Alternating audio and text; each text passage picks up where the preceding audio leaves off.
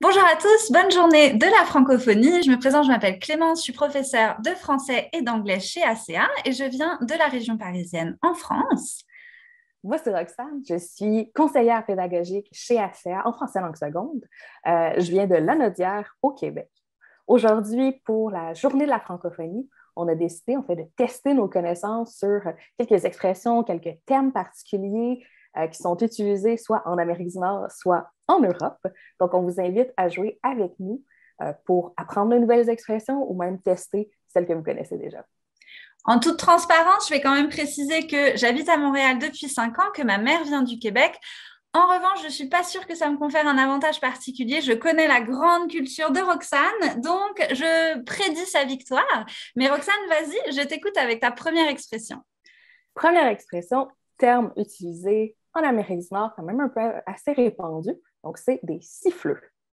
Et c'est pas une personne qui siffle. J'imagine. Alors, écoute, j'ai aucune idée. J'ai envie de dire que est-ce que ce serait des boissons, par exemple, qu'on boit dans un 5 à 7? Pas du tout, en fait. Donc, pour le printemps, j'ai choisi en fait cette expression-là. Ce sont des marmottes. Donc, un siffleux est une marmotte.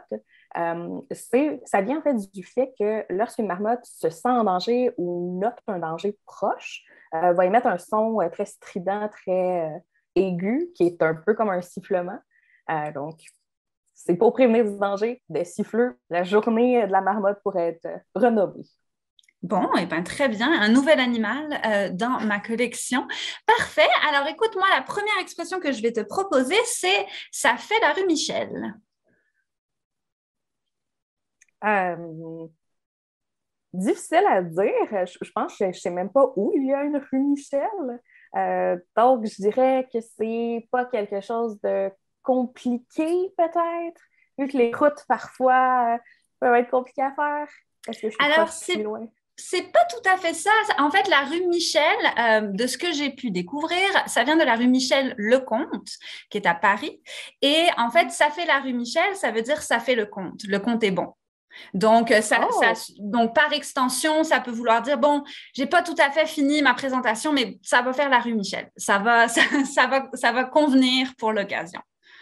Ah! Je devrais l'utiliser un petit peu plus souvent dans ce cas-là. Mais ça va m'apporter, en fait, à mon autre expression. Donc, c'est s'enfarger dans les fleurs du tapis. Je ne donne pas plus de détails à part qu'il y a peut-être un lien avec ton expression. Oh! Ben, parce que pour moi, s'enfarger, de ce que je connais, c'est se prendre les pieds, donc se tomber à la renverse.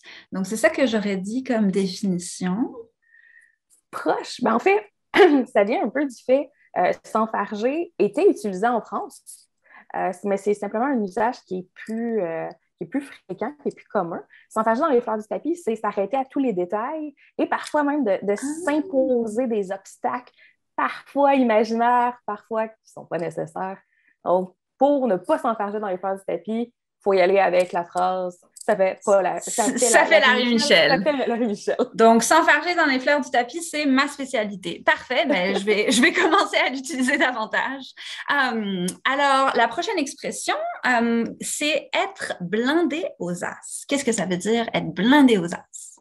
Je pense que celle-ci, je la connais. Donc, c'est être vraiment riche, avoir beaucoup d'argent. Exactement. Donc, j'imagine que c'est assez facile d'imaginer une partie de poker où tu as plusieurs as dans ta main. Ça va vraisemblablement être une bonne main à jouer. Donc, on va pouvoir gagner le pactole. Donc, Bravo. une main gagnante. Exactement. Hmm. Ben, pour faire un autre lien, peut-être, je vais y aller avec faire la baboune. Faire la baboune. L'image que ça me donne, c'est d'un adolescent à qui on a dit tu peux pas sortir samedi soir et il fait la baboune. Il n'est pas content. Absolument. Donc, baboune, Yeah! ce sont vraiment, c'est les lèvres. Donc, on peut faire la grimace, mais c'est bouder, tout Et ben simplement. c'est drôle. Moi, l'expression que je connais en France, ce serait faire du boudin. Faire OK. du boudin, justement, c'est comme je suis pas content, on m'a pas donné ce que je Mhm. voulais, donc je fais du boudin. OK, bon, OK, ça va. L'honneur est sauf, j'en ai deviné au moins une. Exactement. Alors, on parlait tout à l'heure de la rue Lecomte où on arrivait en charrette. Alors, est-ce que tu sais ce que ça veut dire être charrette? Est-ce que c'est être facilement dupé, ne pas être peut-être comme de croire un peu tout? Être naïf, genre, Oui, un pas peu. du tout, du moins pas à ma Non. connaissance. Peut-être ailleurs dans la francophonie, ça s'utilise comme ça. Être charrette, je pense que c'est vraiment typiquement parisien. Oh là là, je suis vraiment charrette cette semaine, j'ai pas le temps pour la réunion, on fera ça la semaine prochaine. Donc, je suis charrette, c'est j'ai trop de travail, voire même je suis en retard dans mon travail. Donc, j'ai Comme trop courir de choses après à le faire. temps. Oui, exactement. Je suis débordée. Je suis charrette, je suis vraiment OK. débordée. Ah, donc, non, j'étais pas très proche. Celle-là, je pense, non, on n'y était pas. On n'y était Non. pas. Bon, dans le fond, je vais y aller avec une nouvelle expression. On change de contexte. Qu'est-ce que ça voudrait dire se faire achaler ou être achalant? Je pense que se faire achaler, c'est se faire embêter. Être achalant, ce serait l'équivalent pour moi d'être relou, c'est-à-dire peut-être faire des remarques déplaisantes ou trop parler ou en tout cas avoir un impact négatif sur les gens autour de nous. C'est ce que je dirais. Oui, je dirais, on est dans la bonne sphère d'être achalant. D'être achalant, c'est toujours soit se faire déranger ou déranger si c'est être Mhm. achalant.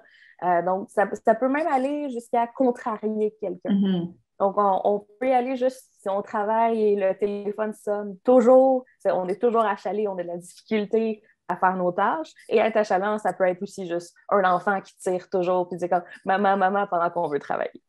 Donc, c'est bien ça, c'est relou. C'est très Exact. relou. Ben, dans ce cas, je vais peut-être pouvoir effectivement faire une transition ici aussi. Qu'est-ce que ça veut dire? Je ne peux pas l'encadrer. Je pense que celui-là, je le sais, c'est je peux pas le supporter, je peux pas le tolérer. Est-ce que c'est ça? Exactement. Donc, si Oh quelqu'un est non! très achalant, oh, tu ne peux pas l'encadrer. C'est insupportable. Exactement. J'irai avec ma dernière dans mon expression, c'est avoir des bidous. Alors, pour moi, le bidou, c'est le ventre. C'est un mot enfantin pour le Oh! ventre. Alors, par extension, je vais dire avoir des papillons dans le ventre. On a des bidous, on a des papillons dans le ventre. Ah, c'est tout beau, mais c'est pas ça. Ça va chercher, en fait, être blindé aux arts, c'est avoir beaucoup d'argent. Oh! Donc, avoir des bidous, ça viendrait, là, il y a des théories, en fait, c'est probablement lié au mot bidet, mais pas comme on le connaît maintenant, mais bidet qui était une ancienne monnaie qui est utilisée dans le nord de la France, si je ne me trompe pas. Donc, c'est avoir beaucoup d'argent, beaucoup de sous. Parfois aussi, c'est juste, est-ce que tu as des bidous pour aller au dépanneur, t'acheter juste quelques bonbons, donc savoir quelques sous, un peu de monnaie de poche.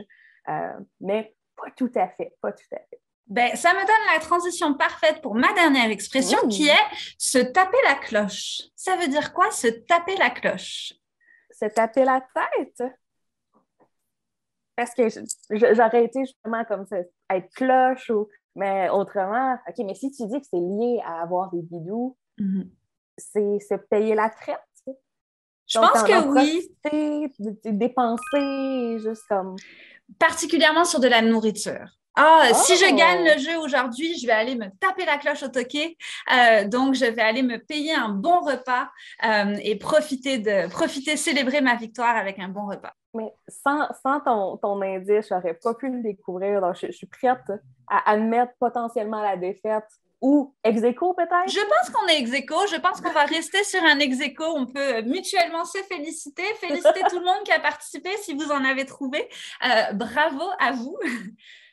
Et mais si vous voulez continuer à découvrir d'autres expressions de la langue française, nous avons créé quelques jeux de vocabulaire pour vous. Vous pouvez cliquer en haut à droite de votre écran et ou dans la description ci-dessous.